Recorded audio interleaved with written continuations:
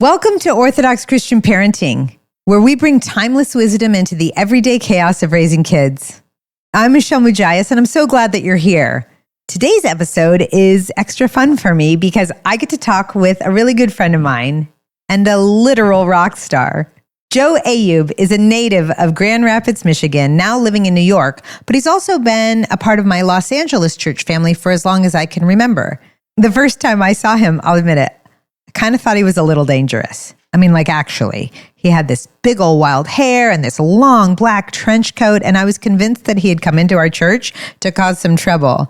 But it turns out the only trouble that Joe actually causes is on stage with his bass guitar. He's one of the busiest and most talented bassists in LA and New York, and he appears weekly on shows like American Idol or The Kelly Clarkson Show. Or even over the last 20 years, he's played all over the world with stars like Shakira and Miley Cyrus or Enrique Iglesias or Jewel, Melissa Etheridge. You name it. There's so many more.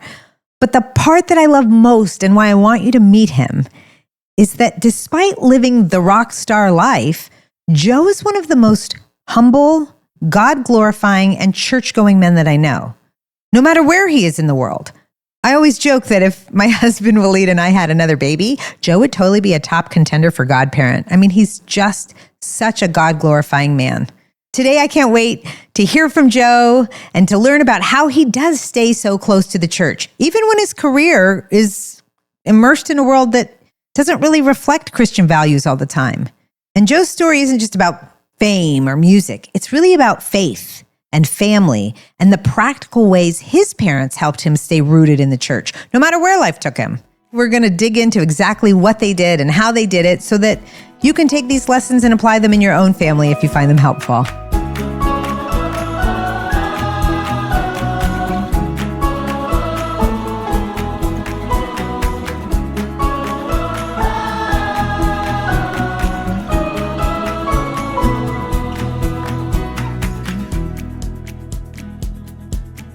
Hi, Joe. Welcome. Thank you for having me, Michelle. I'm happy that you're here with us. And I'm really excited for people to hear about your story because I think you have such a unique story, one that many of us don't have. Tell us a little bit about kind of your upbringing in the faith. What was that like in your household? We're very Orthodox household. My parents were devout Orthodox Christians, and they brought us up in the church. There definitely was a freedom of thought and a freedom of expression. I wouldn't say they were particularly strict. With that being said, it doesn't mean that they were loose by any stretch of the imagination, but there was a lot of love and a lot of freedom, a lot of openness to sort of talk about anything we wanted to talk about. I love that. But church on Sunday was a guarantee. That was a non-negotiable. We were going to church every Sunday. At that time, it's funny, I think about it a lot now, like going to Vespers or Orthros, or we rarely did that. And I think a lot of the churches didn't even have matins. You know what I mean? Like the full liturgical life. Yes, the full cycle. I think it was just a different time. Same with like the chanting. There wasn't a ton of Byzantine chant for us because there weren't books available. There wasn't... Right. People kind of only knew what they knew from the tradition or what they brought back maybe from the Middle East or from wherever they were from. I was actually baptized in a Greek church, and we grew up in a Greek church until we moved to Michigan, where there was an Antiochian church there. So, and we're Lebanese. Nice. My brother and I are 100% Lebanese, both parents. Dad was an immigrant. Mom's mom was an immigrant.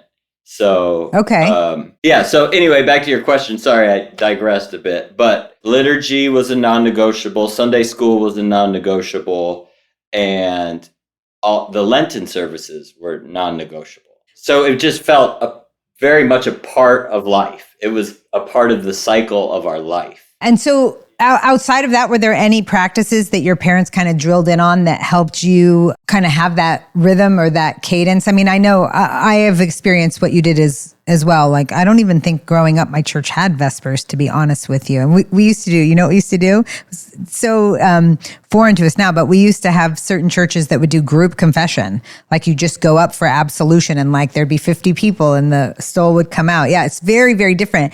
But what I do remember is in my household growing up, we had lots of regular prayer times. We had lots of, like, our social circle and our community was really grounded in the parish community. Were there things like that your parents actually made a part of your life along with liturgy or the Lenten services? Yeah, absolutely. I mean, the big thing is just the community, the people who were around. Yeah. You know, whenever there was a barbecue or we had people over, we went to other people's homes.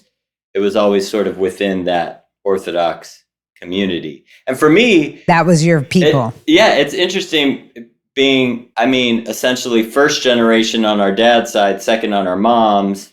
It's funny how the ethnicity and Orthodoxy sort of blend into this thing that as a kid, you know you're different, right? We knew we were different, but they kind of blend together where our ethnicity and our religion, Orthodoxy, sort of blended to be this thing that sort of made us other a little bit, you know? Yeah. Or unique. I get that. Yeah. Let me ask you then. So at any point, was there this kind of defining moment where it became less about what our family does and really more something interesting to you? So, for example, I know that my faith really became more of my own when I went to college. That's when I really started to kind of read a little bit more, study a little bit more, and not just, we use this term around here, borrow the faith of our parents. Was there a time when it became something more personal to you? And when was that? I sort of think of it in two stages. And the first stage is when I'm a musician, and when I started playing music, I grew up in Michigan, and our town had a lot of churches, and a lot of the other musicians I made friends with would play in their church. So like I played in a gospel band for a long time.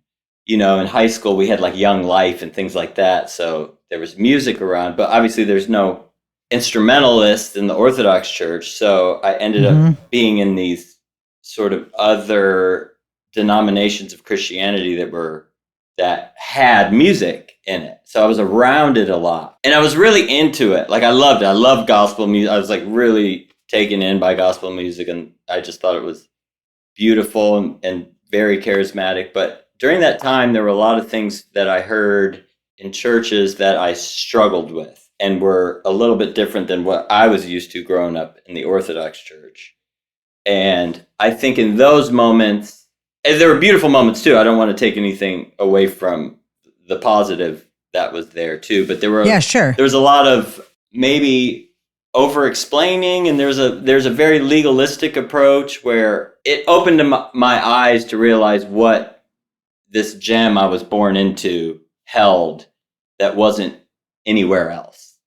You know what I mean? That's right. So that was a big moment. And then I think even then through college, my church attendance was very poor. I know these are my confessions. It was poor. I mean, I think that's, I think a lot of us feel that way. I mean, we always laugh. I actually didn't have that opportunity because when I missed 2 weeks of church in a row. And when my mom found that out, she said, you have a choice to make. You either come home or you get your butt in church, because I'm not paying for school for you to be a heathen. And I was like, what? But it actually was a gift, because it is so hard when you're on a college campus. I mean, it's not part of the norm that people get up and go to church on Sundays. I mean, I guess some college campuses, but I think that's a very common experience in college. Yeah. I moved to LA soon after college, and being in LA for a bit and completely being sort of isolated out there, I think in those moments, and in I would say in difficult times where you're not sure where to grasp onto, I think that's what really brought me back into the church. So I want to just get granular for just a minute. So your parents gave you freedom and allowed you to kind of explore and have your own thought freedom and, connect with them about issues, things, but in an environment of love. Okay. So then still being engaged in the church, you came out, but maybe a little less engaged. You came out to Los Angeles pursuing a career in music. And that became kind of the safe place because it was kind of isolating. Tell me about your experience in the music industry. And just to tee you up a little bit, one of the things that I find so fascinating about you is that you are literally on tour with major rock stars. And so like, I know we were in the Middle East one time and you're like, hey, I'm here with Shakira if you guys are free. Or, you know, you're touring with Melissa Etheridge or Enrique Iglesias, whoever it is, American Idol. I mean, the list goes on and on of the artists that you've been able to perform with. But I mean, there had to be a moment where you were like, well, this isn't really the Orthodox vibe. Is that fair to say? I don't know that it would be unique to any secular job. To be honest. Tell me about that. Tell me. That's really helpful. Yeah, Tell me. Actually, to take it a step further, I don't think it's even that unique to growing up in public school. Where, you're working along with or studying along with a majority of people that don't share the same faith as you. So I don't know if it's that much more extreme doing it while touring or in the music business or, you know, working at the post office. I don't really know what having a corporate job, let's say, is like, but... So let me tell you, I'm making an assumption. Okay. I'm making an assumption that, I mean, you're on a stage in front of 50,000 people. And then, I mean, there is a bit of power that comes with that. You know, you get access to all sorts of things that are probably a little bit more, I'll use the word aggressive, I don't know what else to say, than you might see at the post office. Is that fair? I don't know. Like I have this vision of like substances and groupies. Okay.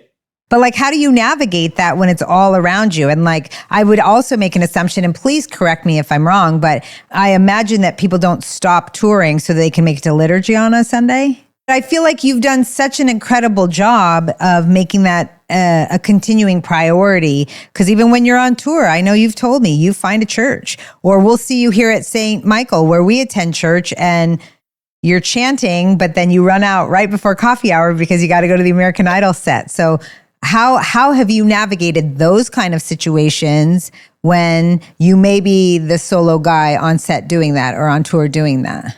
Most often it has been met not with disdain, but with curiosity.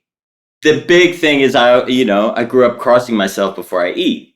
Yeah. And that always sparks just conversation, a massive conversation of like, what is that? Wait, what'd you just do? What do you do? Yeah. Do you explain? Do you take a minute to evangelize, or do you just? I usually if someone has a question, I'll answer depending on what the question is. Or some people like to go deep. Some people just make a joke about it. You know what I mean? I'm pretty easygoing and I have thick skin, so that's probably helped me a lot over the years of not feeling super isolated. I have this relationship with friends that, like, if you get to the point where you can poke fun of the differences, it's a good place to be. It's not a bad place to be, because then we're comfortable with each other, and then we can have a conversation.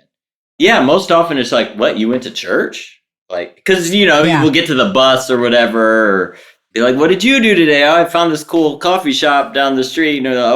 I found an Antiochian church that wasn't too far and went. And they're like, oh, that's interesting. So I think that's so fun. Yeah. And I think the cool thing about being in these musical situations is, I think the assumption is either you're religious or you're not, or either you're either you're liberal or you're not, or you're conservative or you're not. But they're all kinds of kinds. So everyone's a little weird. Everyone's a little kooky. Everyone has their own thing. I mean, there is disdain towards religion. I don't know if it's good or bad, like, Lord have mercy. But a lot of times I found myself sort of having a conversation about maybe what they understand as Christianity, which is most often Western evangelical Christianity. And sort of like explaining that Orthodoxy, there's a lot that they have in common, but there's a lot of differences there. And I think that Right. ends up being the conversation more than anything else. Walking into an Orthodox parish for the first time can feel a little overwhelming. I mean, the beauty, the traditions, the worship, it's wonderful, but it can be a lot to take in. And as much as we want to welcome people, sometimes it's hard to know where to even begin explaining it all. And that's why Faith Tree created these, the Foundation of Faith cards. They take the basics of Orthodoxy and make them very simple so that newcomers don't just feel like they're visitors, but they actually feel like they belong. If you want your parish to be a place where people feel at home the moment that they walk through the doors, then this is a tool that can really help. You can order your set today at faithtree.org/cards. Did your parents have any concern that you were pursuing tour life or music? The big concern was like probably, any immigrant parent is, oh, that's a tough life, or that's a hard job, or that's something that's going to be impossible to get into. I think they're probably concerned about what is this going to lead to, and will you have a job, and things like that. I mean, like when I wanted to study music, they were like, okay. I mean, he wants to study music. We're going to let him study music. But, maybe they encouraged me to be, well, maybe you should get a music education degree instead. But I was a little more bold and didn't want to do that. They never pushed. Yeah, they never pushed. I think they had a healthy balance of showing concern and voicing that concern and trying to lead me in a way, but they knew. I mean, they knew there was only so much they could do. I was like, I knew what I wanted to do. Well, and they gave you the freedom to live your life, which I love that about them. Yes. Was there ever a time where you found that kind of your career path bumped really firmly up against your faith? That's a question we get a lot from our audience, which is, like this generation of young people, a lot of them want to be YouTubers or influencers, or, we hear from parents that feel concerned because their young people are really not taking the traditional paths of days gone by, right? Like I even know in my Sunday school class, we have a lot of professional musicians that want to pursue music. And so what we hear from parents is, how can we keep them grounded in the church? How can we keep them close to the faith and close to the family? And there is so much rejection, which I know is something that's really difficult. All of us worry that our kids are not going to make it for whatever that looks like, right? And so I just wonder, was there a time where that actually was part of your experience? I don't know that I'd be where I am if I didn't get kicked around a little bit, maybe. Okay. Good. So what, maybe there were some times where your faith you had to reconcile what you believed with the circumstances around you, but that was a good thing. Yes. Yeah. Yeah. That wrestling, there's a beauty that comes out of that. And did your parents do anything to facilitate that really well? Like, are there lessons that parents could learn? Because here's what I love about your family. I know your brother, who is a super successful professional in Grand Rapids, but is deeply connected to the church, deeply, connected to the community and parish life and his family. I see you, who's living a very different career path, but also super connected to the church. And there has to be something that happened in your household that bred this deep love for Christ and his church. I want to be able to share, like, what happened that kept you coming back? Like, what was it that your parents did that really allowed you to find beauty in the rub between secular life and, you know what I'm saying? Does that make sense? Yeah. I mean, the simple answer is just how they live.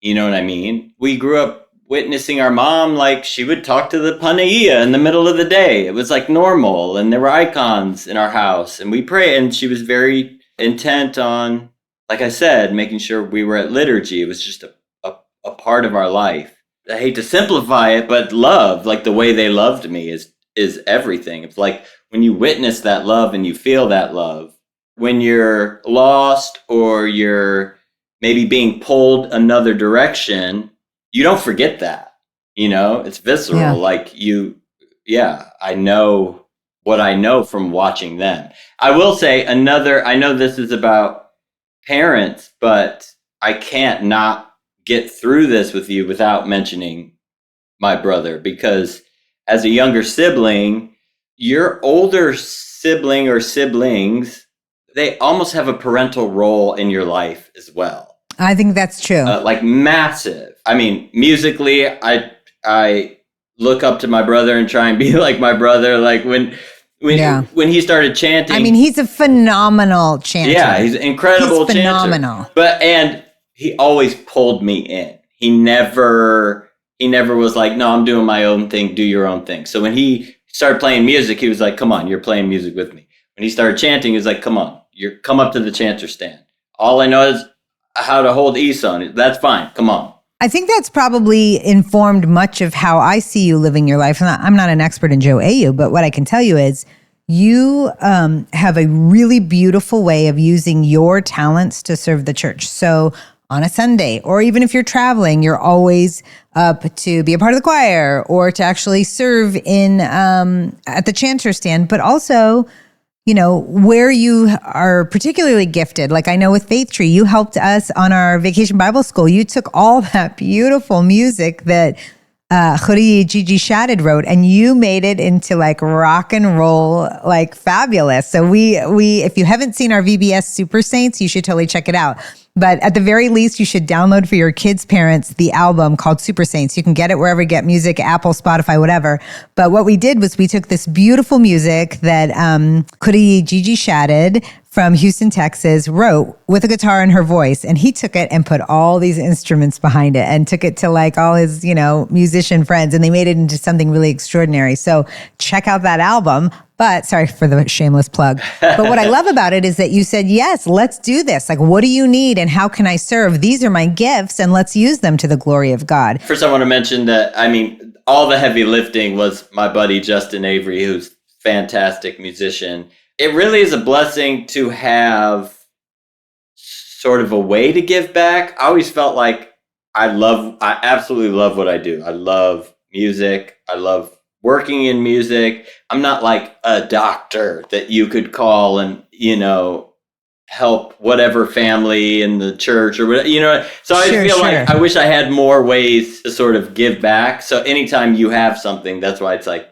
I feel like it's a gift to be able to like, oh, okay, I know who to call. Let's work on this thing. Yeah, well, I love it. I think it's a great example because sometimes, we all have a ministry and God calls all of us to participate in the life of the church. But what I learned from you is it doesn't have to be the same. Yeah. Right?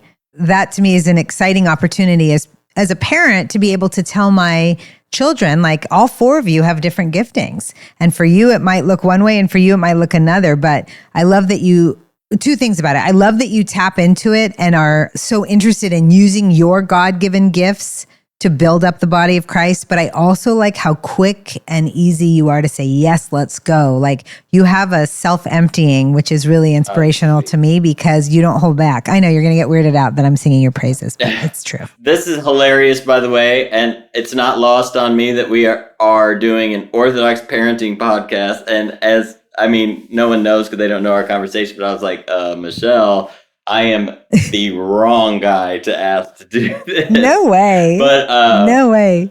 When you explained that it was more about like what my parents taught me along the way, stuff like that. So for those of you who are listening, Joe doesn't have kids. I don't have any kids. I know 0.0 about parenting. I am an uncle, which is one of the greatest gifts in the world. And I love that to death, but I know nothing about parenting. But your parents did something to raise you and your brother in such a way that the church really is at the center of your life and your focus. And even if you're using your gifts in ways that may not be, the traditional career path for some people, if there is such a thing, I think they did an extraordinary job helping you drive it all back to the church and to not just being a church attender, but actually being engaged in the life of the church and in the community of the church, which I want to hear all day long. What did they say to you? What did you do? What was your bedtime routine? Tell me every conversation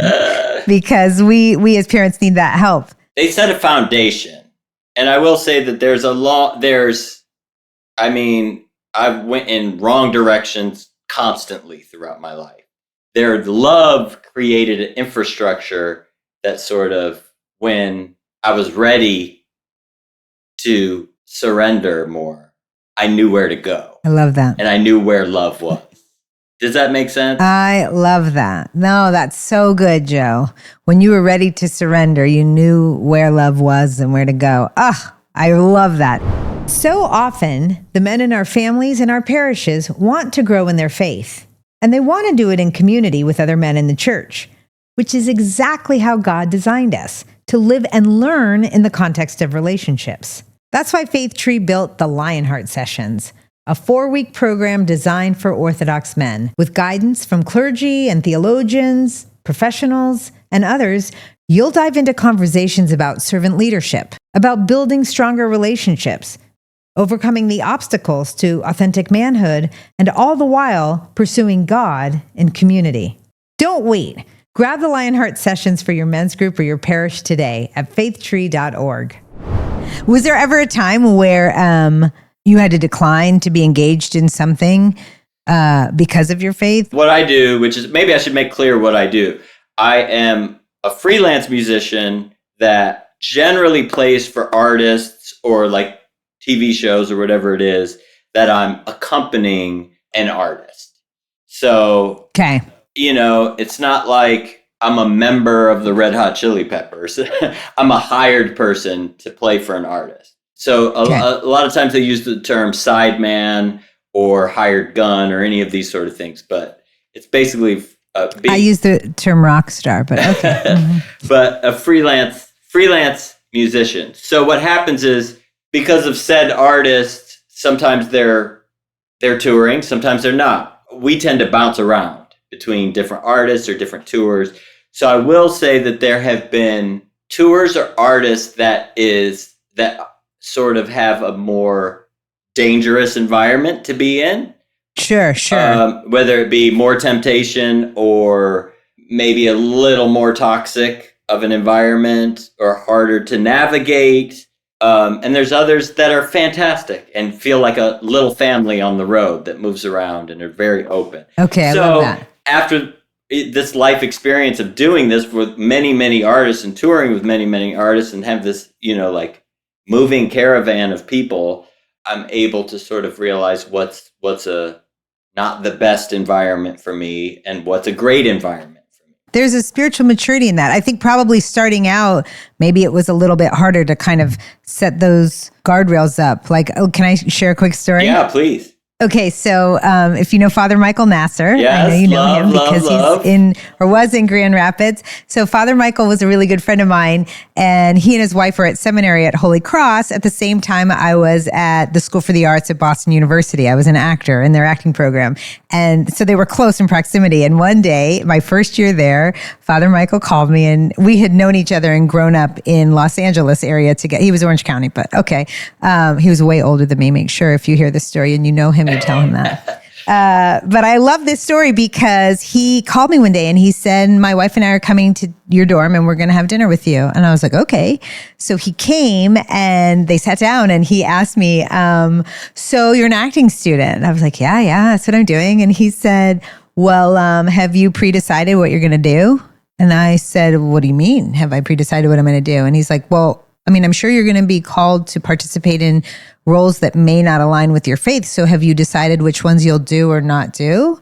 And I said, well, no, I haven't thought about that. And he goes, oh, well, you have to pre-decide because it's going to be so hard in the moment if you have to make that choice. So let's pre-decide right now. And I was like, what are you talking about? So he got out a piece of paper and a pencil and he said, well, let's decide, like, will you take your clothes off on stage? And I was like, ew, no. And he goes, okay.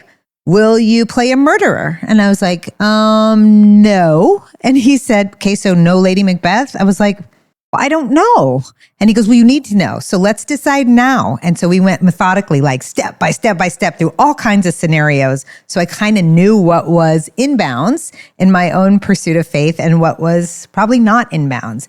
And I mean, he was right. The time came where some things that were not in bounds kind of came into my purview and I had to make a decision. But the decision had already been made. So it was so much easier for me because I had pre-decided. So I feel like there are strategies parents can really help their children pursue so they don't just have to wait till they're in the moment, whether it's in a career or in a school setting or a social situation or online or whatever it is, where they really can kind of cultivate an expectation before they actually have to face it. And it seems like your parents did that pretty well. I mean, there's no question I knew where they stood on most things. But again, it always felt delivered with love. Everything was with love. At no point did I ever feel like a disappointment to them because I was going into a career of music or chasing after this dream.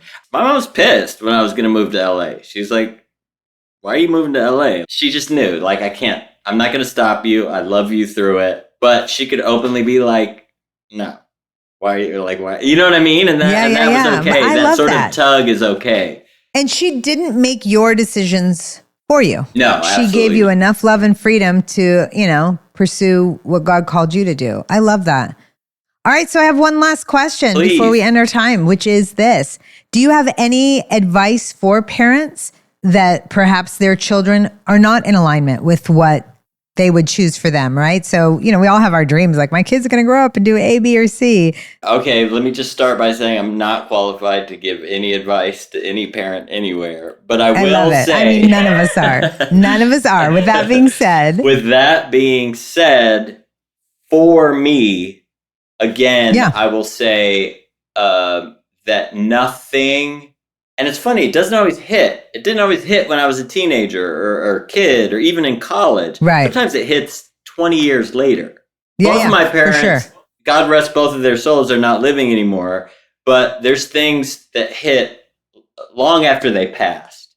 You know what I mean? Wow. So I don't know if they knew this or just had a little more ease to them. But like sometimes when you just live it, it's more profound than sort of over-explaining something. You know what I mean? So there's things that I saw them do and how they were that sort of clicked, like I said, 20 years later.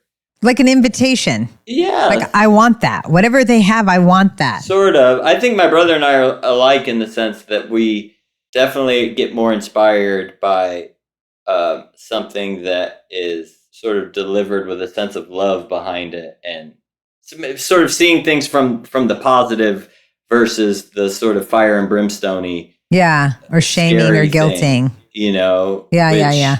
Sometimes it can scare people away. Joe, I'm so grateful for you taking time out of your busy schedule. I know that you've got a ton going on and you always say yes whenever I hit you up for whatever the thing is. You always bring such joy and you're such a good example of using your whole life and all that you do to glorify God. I'm blessed to call you my friend. Oh, I love you. Thank you for having me. And that'll do it for this week's episode of Orthodox Christian Parenting, where every week we're here to help you raise children who know Christ, who love Him, and who, God willing, spend their whole lives trying to be like Him.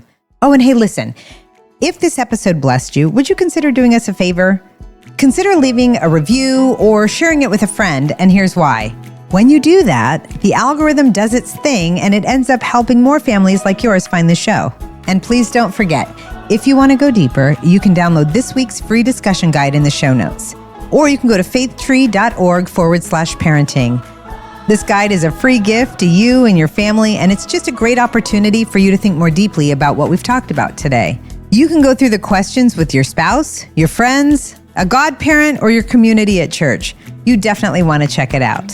And God willing, we will see you next time.